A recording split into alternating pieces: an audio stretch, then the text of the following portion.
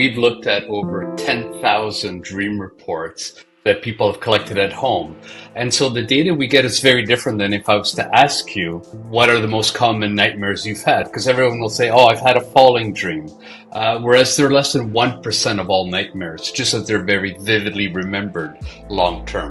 Having said that, dreams of chase and pursuit, but also nightmares where there's interpersonal conflicts, be it with a loved one, family members, co-workers, health-related concerns, accidents, natural disasters. There's a whole broad range. So I would say things that have to do with physical survival or physical well-being is probably one of the most common broad categories, but also threats to our psychological well-being is certainly another broad category.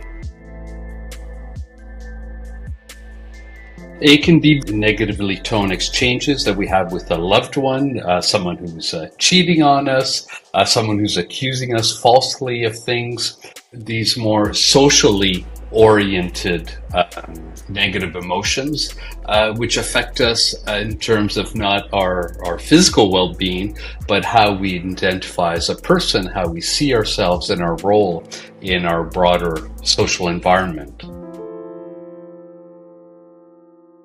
Children also tend to have a lot of chase and pursuit dreams, but the thing that is quite unique to children and young adolescents is who are they pursued by?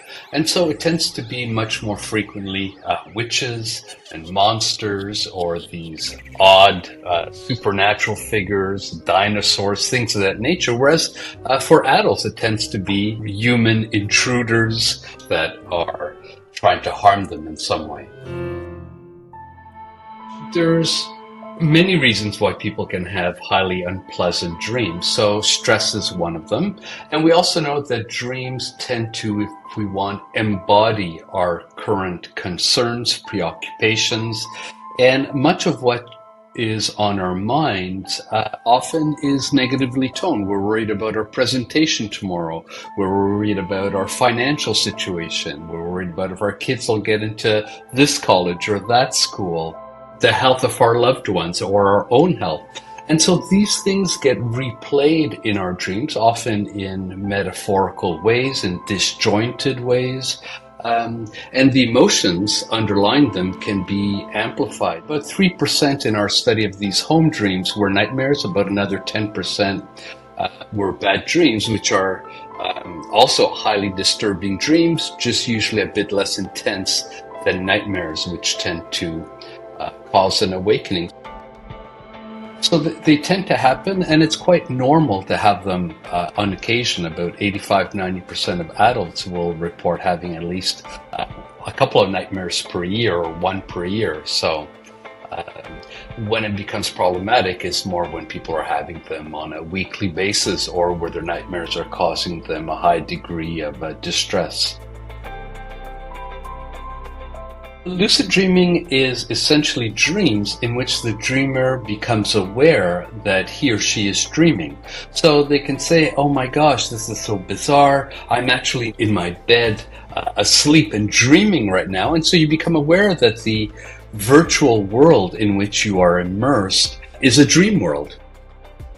Some people at the tail end of their nightmare will go, oh my gosh, this is just a dream. And they'll wake themselves up. Were they lucid? Yes, for like half a second, and then they woke themselves up. At the other extreme, you can have people who become aware they're dreaming and then will intentionally explore their dream. They'll open a door to see what's on the other side.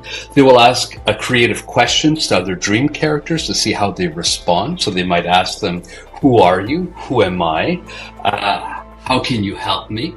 What's the most important thing I should remember from this dream? And sometimes dream characters might respond in really nonsensical ways, but sometimes what they have to say is quite insightful. And the other thing that's quite fascinating is that even though you know you are dreaming and that your mind, your brain is creating the dream, when you ask characters a question, you have no idea how they're going to respond. And so your mind is keeping part of this narrative unfolding hidden from you, even in lucid dreams. And so that's why the answers can be very creative, provocative, like I said, insightful. And as I like to tell my students, anytime you're surprised by something a dream character says or does in your dreams, you're really surprising yourself.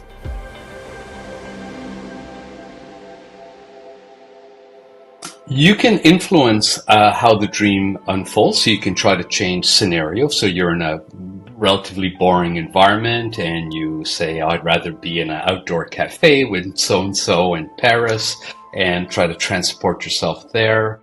There are many details in the dream that, even though you're manipulating or changing it, still lie outside of your control. So for instance, if you transport yourself to an outdoor cafe, are there many people there?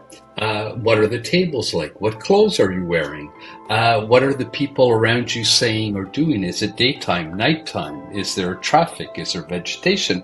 And all those details will be there. And all you did was say, I'd rather be in an outdoor cafe. And so, yes, you can manipulate the dream content, but what we know is that probably the key ingredient is believing that you can do it. If you have any doubts, your brain tends to pick up on these doubts and it sort of feeds back into how the dream unfolds. So one example of that is you might be having a delightful flying dream and you're overlooking these great sceneries and so on from above. And then you start questioning, oh my gosh, how is it that I'm able to fly? And usually when that doubt sets in, immediately people start falling to the ground. And so even if you become lucid, for instance, in a nightmare and you confront an aggressor, if you have doubts that you can overcome the aggressor or befriend the aggressor, usually your dream lucidity isn't really going to pan out very well for you. There's a series of common, what we call typical dreams that many people or majority of people will report having had at least once in their life. And there's also recurrent dreams that people can have repeatedly over weeks, months, even decades. Falling teeth is one of them. It takes different shapes. You can either be brushing your teeth and they're starting cracking, falling. You can be talking and they start becoming loose. So there's many variants.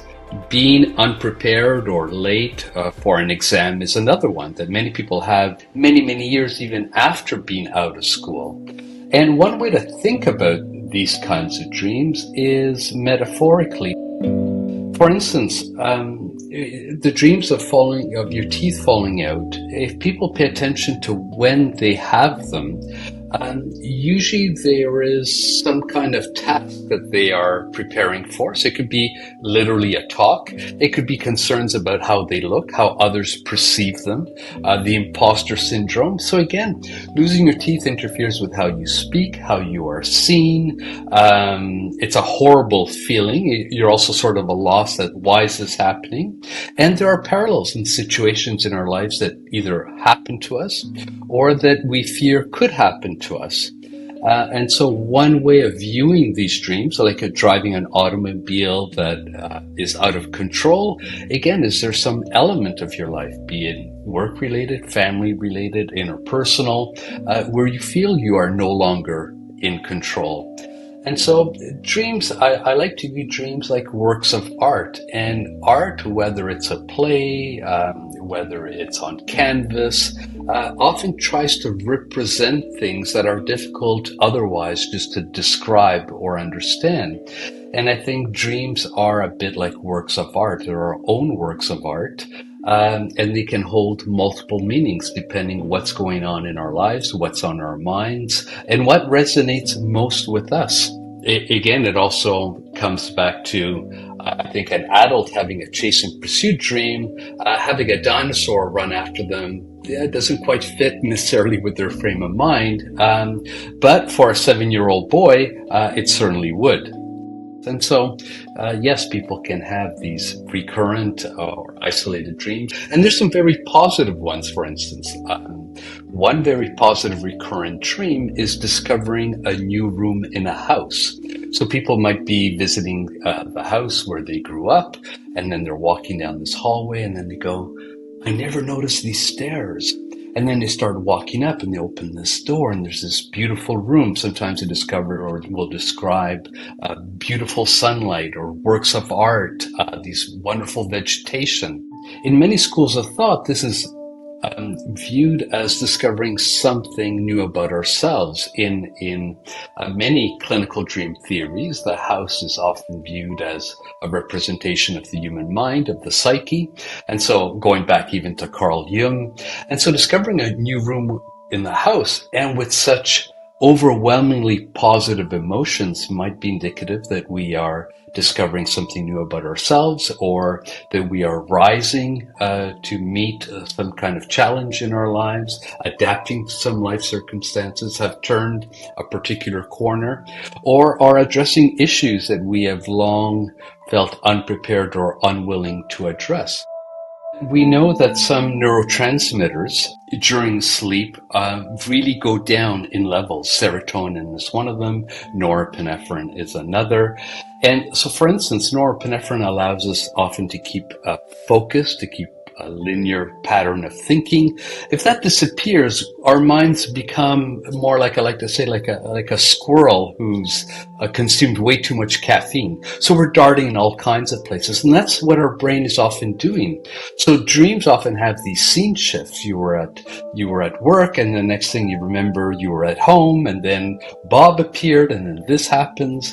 And so there's these loose associations, even in an overarching narrative. The fact that serotonin levels tend to be greatly reduced probably help us believe that what we are experiencing in the dream is real and important.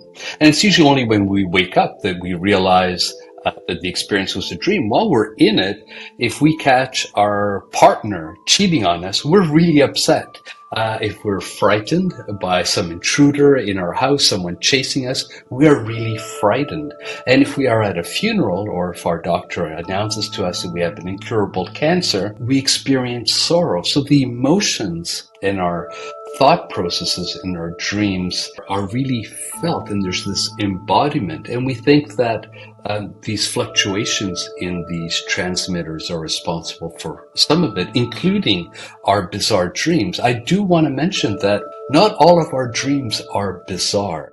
Dreaming occurs throughout the night, throughout different sleep stages, and the most bizarre ones are the ones that occur out of a stage of sleep known as REM sleep, for rapid eye movement sleep, and towards the end of the sleep period. And those are the ones that we tend to remember, if we remember any, when we wake up in the morning. If I dreamt last night that I was in my car on the highway, stuck in traffic, I'm not going to wake up and tell my spouse, "Oh, you won't believe the dream I had last night. I was stuck in my car." No, but if an eagle came and grabbed the car and lifted it over the traffic, then I'll probably share it. So we tend to share dreams that are more unusual. But when we bring people to a sleep laboratory and we wake them up in earlier REM periods, earlier in the night, those dreams can be a bit more thought-like, have very few emotions, be somewhat neutral. It might be bizarre only in the sense that there are maybe these scene shifts, but they're not as overtly bizarre as the ones we tend to recall towards the end of the sleep period. Many of us present certain facades at work, and we're worried about, so-and-so thinks I'm really good at this, but I'm barely pulling it off by the skin of my teeth, and whatever.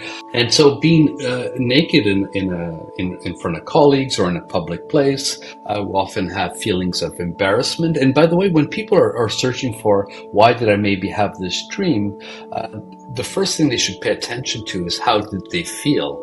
Now, if you were naked somewhere and you felt really good about it, and you're like, you tell your characters, why don't you get naked as well? That's very different from, oh my gosh, this is so inappropriate. And so the context, how we feel, the emotions, and what's going on in our lives at that time, or what is coming up that maybe can be related to these feelings, related to either some real or imagined apprehension about how others perceive us. And now it might be perceive us physically, emotionally, intellectually, but again, we're sort of literally naked in front of others, and we rather hide some parts of ourselves from others. We do have some ideas about the functions that dreams may play. One is in helping us regulate our emotions. So dreams, and we see it vividly also in trauma-related dreams, are really useful in taking an emotionally painful experience and then taking that memory of that experience and wrapping it in another narrative. The characters are different. The scene is different. And without the accompanying emotion. So there's a gradual dissociation between these emotionally painful events and the emotions that accompany them. And when we come back to the idea of why dreams are bizarre, we think that dreams, one way they accomplish this is to take these emotionally painful experiences or these periods of self-doubts that get represented in dreams, but to attach them to loosely related concepts, semantic structures, and it helps us make sense of the experience, to make sense of the world around us, and helps also regulate our emotions. We also think that, especially when it comes to emotionally salient events, be they positive, negative, that one thing dreams does is they focus on these events, and then it opens multiple little drawers in our recent past, in our distant past, and is exploring, does this experience fit here? Does this experience fit here? And that's a bit the bizarreness, is all these drawers being opened. And the brain might well decide, does it fit and not, depending on how we react to the content in our dreams as the dreams are unfolding.